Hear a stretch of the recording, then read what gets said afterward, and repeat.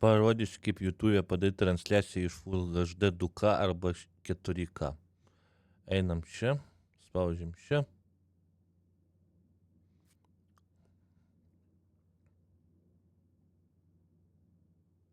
Biškį palaukti reikia. Spaudžiat čia.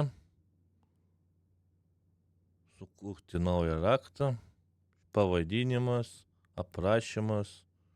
Čia neliešiam, čia spaudžiam.